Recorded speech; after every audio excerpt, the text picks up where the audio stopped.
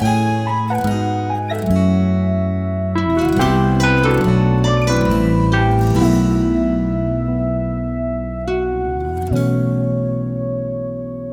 하나님의 말씀 우리 함께 읽고 말씀을 묵상하도록 하겠습니다.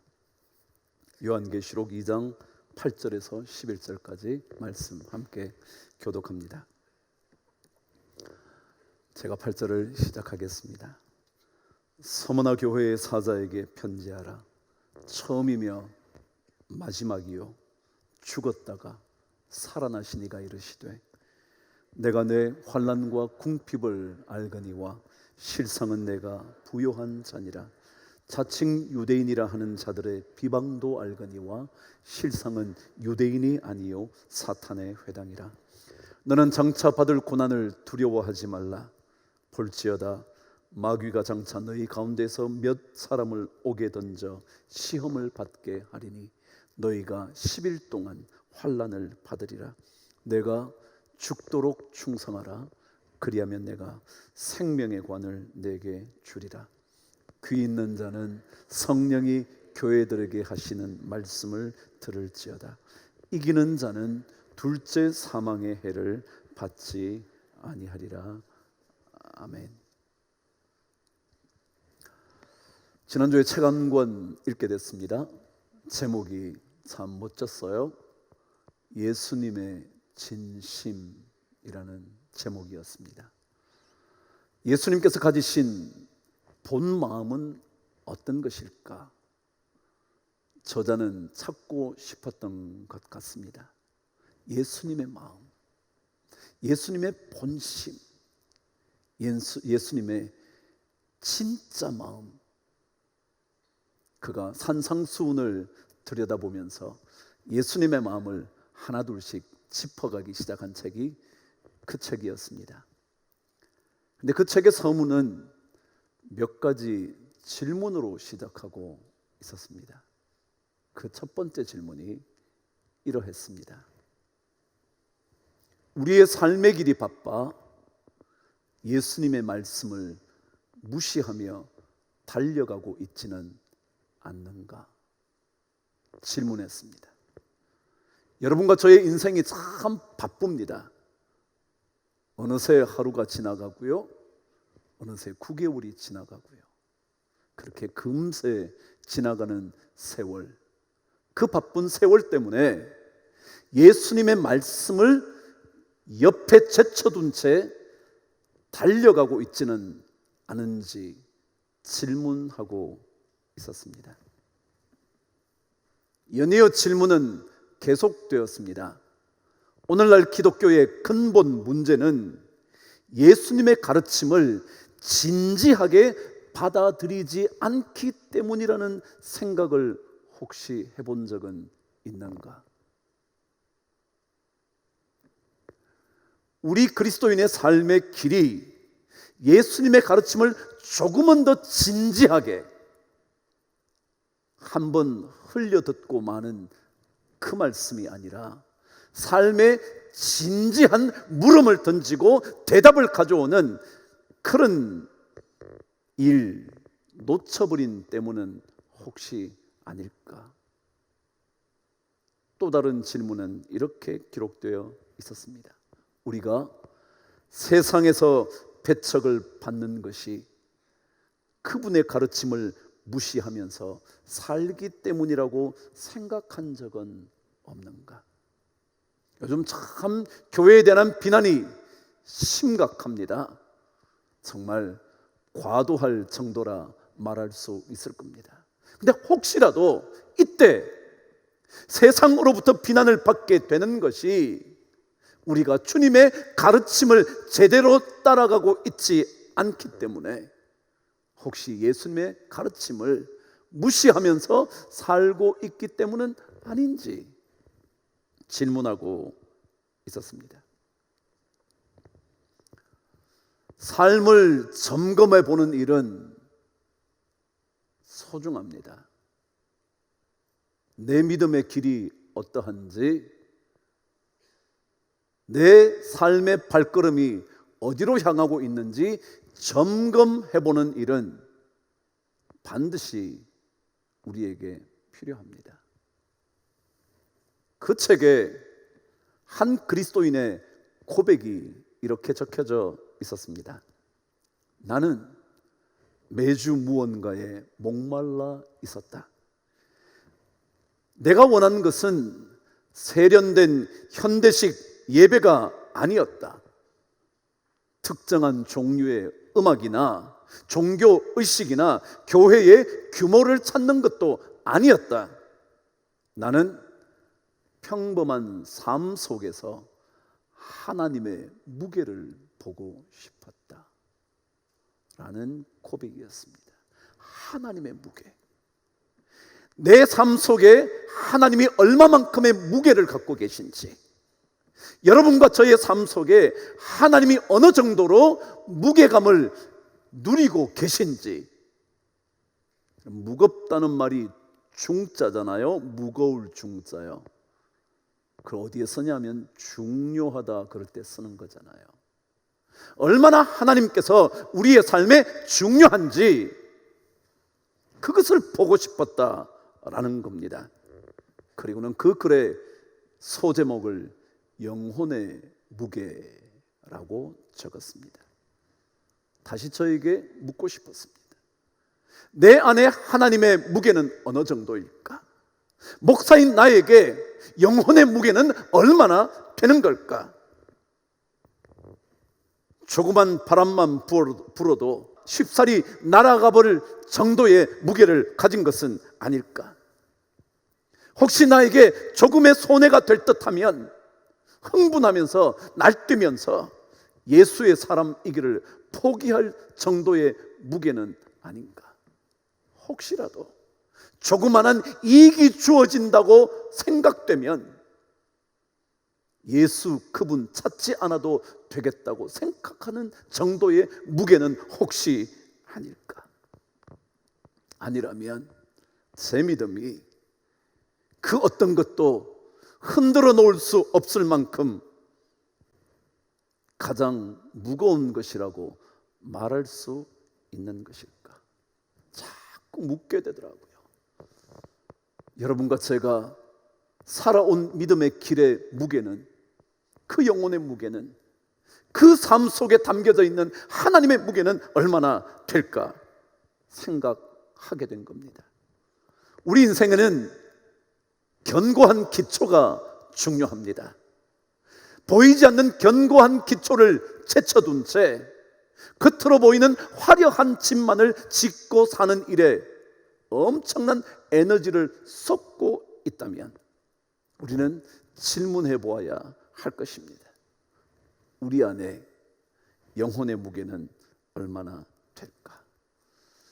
세상에서 이름을 조금 더 날리는 일, 조금 더 남들에게 인정받는 일, 좀 더 남들에게 자랑스레 내놓을 수 있는 부유함을 갖는 일, 그것들이 우리를 유혹한다 할지라도 그것보다 보이지 않는 영혼의 고백을 골방에서 드리는 일이 소중하다고 한번 되물어 볼 수 있는 것이 필요하지 않을까 싶다는 거죠.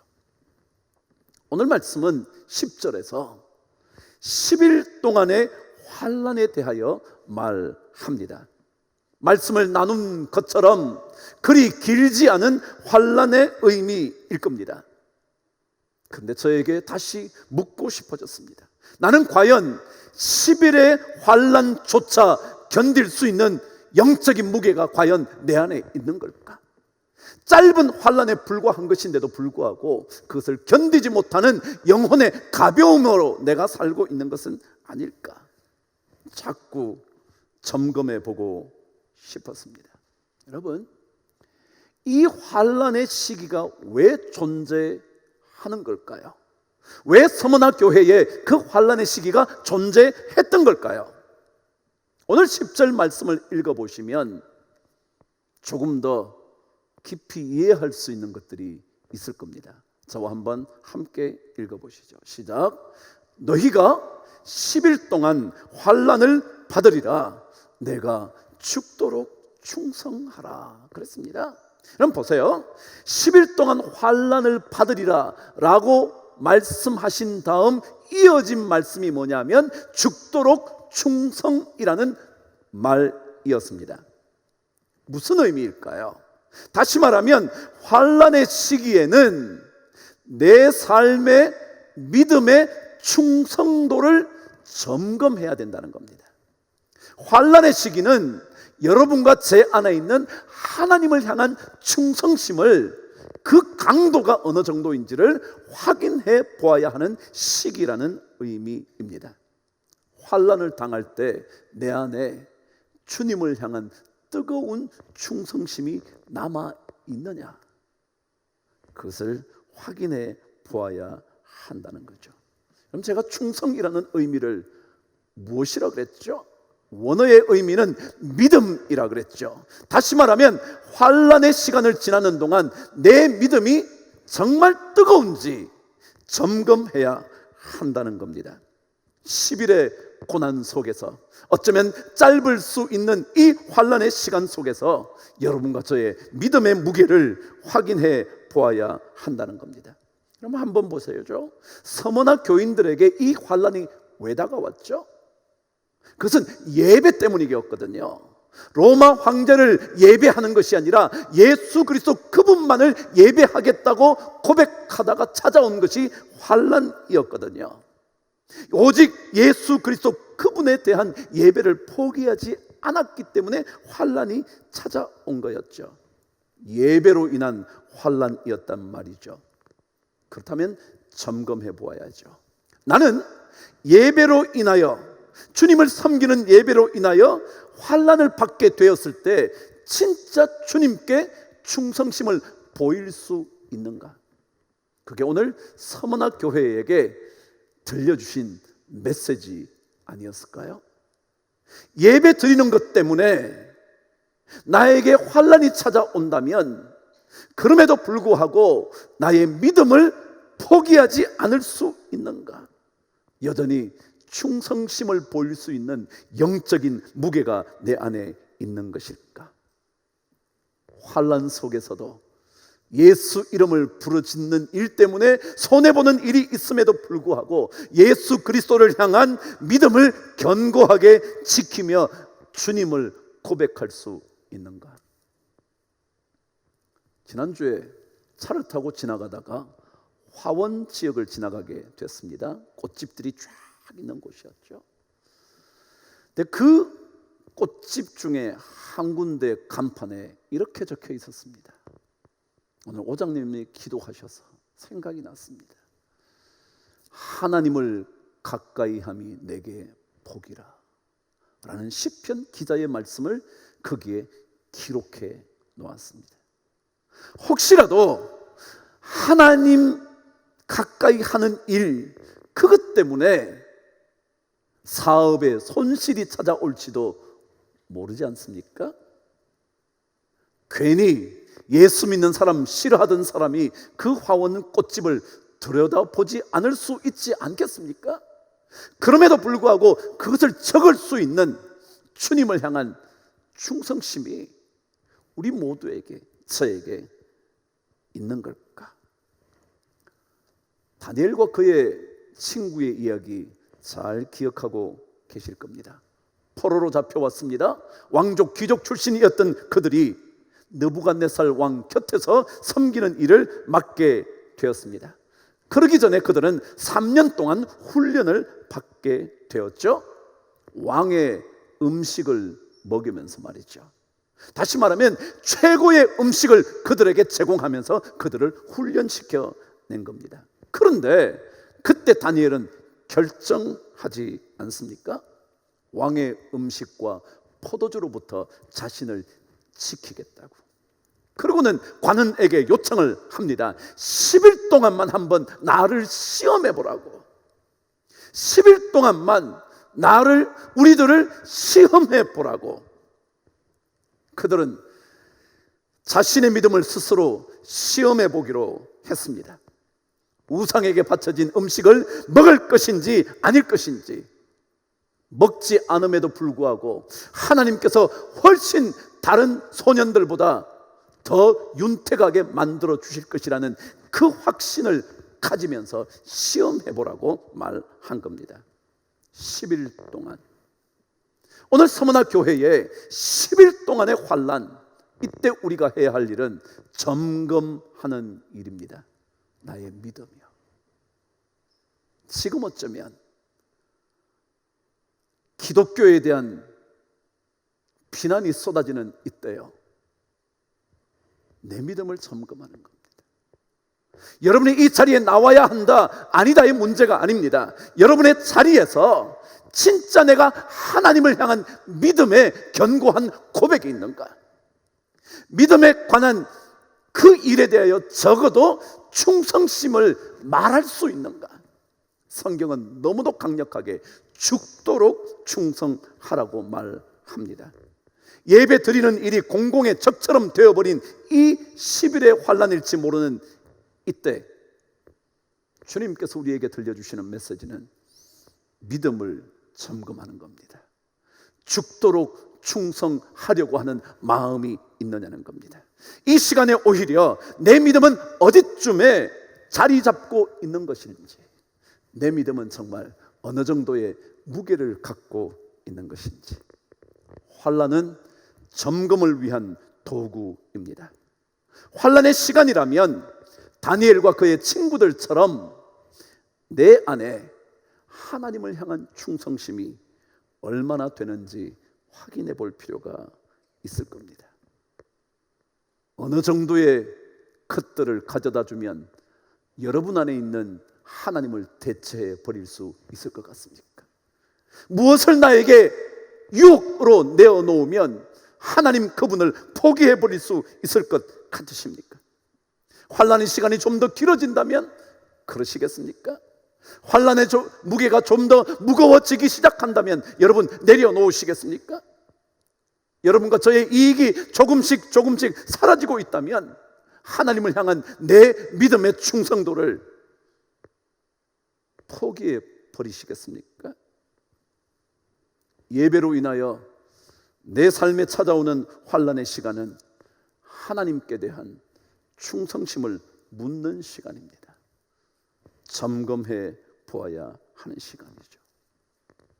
로마 황제에게 충성할 것인가? 아니면 이 세상의 그 어떤 다른 것에 내 마음의 중심을 내어놓을 것인가? 아니라면 여전히 여러분과 저는 생명의 주인이신 그분에게, 어떤 죽음의 수렁에서도 우리를 건져내실 수 있는 죽었다가 살아나신 그분에게 대한 충성심을, 내 모든 것을 아시는 처음과 마지막이신 그분에게 여전히 내 믿음을 고백할 수 있을 것인가? 점검해 보아야 할 겁니다. 환난은 여러분과 저를 점검하고 싶어하는 하나님의 메시지입니다. 그 기간이 짧을런지 길런지 혹독할런지 잠시 지나가 버리고 말 것인지는 모르지만 그 시간에 우리가 스스로에게 물어보아야 할 것은 내 안에 하나님을 향한 믿음과 충성심이 있는가? 라는 것 아니겠습니까? 아름다운 믿음은 환난의 시기에 더욱 빛이 납니다. 환난의 때에 오히려 믿음의 무게는 더 필요할 겁니다. 미국에 가면 커네티컷이라는 주가 있습니다. 50개 주 중에 하나죠. 동부 쪽에 자리 잡은 주입니다. 근데 미국에는 각 주마다 때때로 그 주의 별칭이 있습니다. 뉴저지라는 주는 가든 스테이트라고 부릅니다. 온 곳에 정원들이 많이 아름답게 펼쳐져 있어서 그런 이름을 붙이곤 했습니다. 근데 이 커네티컷 주는 헌법의 주라 그랬습니다. Constitution State 그랬습니다. Constitution, 헌법이 그곳에서 이루어졌다. 그래서 헌법주라고 불리죠. 근데 여기에 1639년에 최초로 미국에 성문화된 헌법이 만들어집니다. 성문화 아시죠? 글로 써놓은 헌법이요. 그전에는 말로 하는 거죠. 이렇게 해야 돼, 저렇게 해야 돼. 그러나 이것을 문자화하고 문장으로 만들어 놓은 성문 헌법이 그때 처음으로 그 주에 만들어졌습니다. 그래서 헌법주라는 별칭을 가지고 있었죠. 그런데 이 헌법에는 커네티컷 주가 왜 설립되었는지 목적 하나가 적혀져 있습니다. 이렇게요. 우리 주 예수 그리스도의 복음의 자유함과 그 복음의 순수함을 유지하고 지키기 위하여 우리는 이 주를 설립한다 라는 것이었습니다. 예수 그리스도의 복음, 그 복음이 가지고 있는 자유함, 그리고 그것이 가진 정결함과 순결함을 유지하기 위하여 우리는 이 주를 세운다고 그들은 고백을 했습니다. 아무리 우리의 삶에 어떠한 환난과 고통과 궁핍과 심지어 비난이 찾아온다고 할지라도 우리는 예수 그리스도의 복음의 자유함, 그리고 그 복음의 순수한 능력을 우리는 붙들기 위하여 이 주를 만들게 되었다고 말했다는 거예요. 환난이 찾아와도 우리는 주님께 향한 믿음을 포기할 수 없습니다. 주님께 향한 충성심을 우리는 내려놓을 수가 없습니다. 과연 내 영혼의 무게는 얼마쯤일까? 내 안에 있는 하나님의 무게는 얼마쯤 될까? 우리는 자꾸만 점검해야 합니다.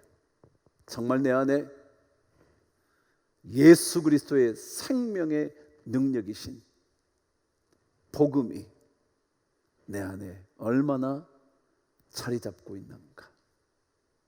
아무도 볼 수는 없지만, 보이지 않을지는 모르지만 그분을 향한 우리의 믿음의 고백이 얼마나 뜨겁게 남아있는가? 그것을 점검해야 하는 시기가 환난의 시기입니다. 혹시라도 예배를 통하여, 예배 드리는 그 일로 인하여 내가 예수의 사람이라는 이야기를 하는 것으로 말미암아 다가오는 어려움이 있다면 그때 점검하십시다. 우리 주님께 향한 충성심을 말이죠. 그분을 향한 우리의 믿음의 뜨거움을 말이죠. 그것이 바로 우리 신앙인의 길 아닐까요? 그것이 어쩌면 서머나 교인들에게 들려주신 주님의 음성일 것이고, 귀가 있다면 들어야 하는 우리 모두에게 주시는 주님의 음성일 겁니다.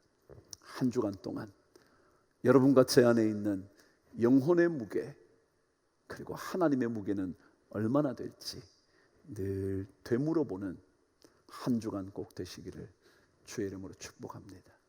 기도하겠습니다. 하나님 아버지, 환난 가운데서도 주님을 향한 뜨거운 충성심 내려놓지 않도록 우리를 붙잡아 주옵소서. 예수 이름 부르다가 참 많은 손실이 일어난다 할지라도 주님을 향한 그 믿음 절대 포기하지 않도록 우리를 붙잡아 주시옵소서. 예수 그리스도 그 생명의 능력의 이름으로 간절히 기도드리옵나이다. 아멘.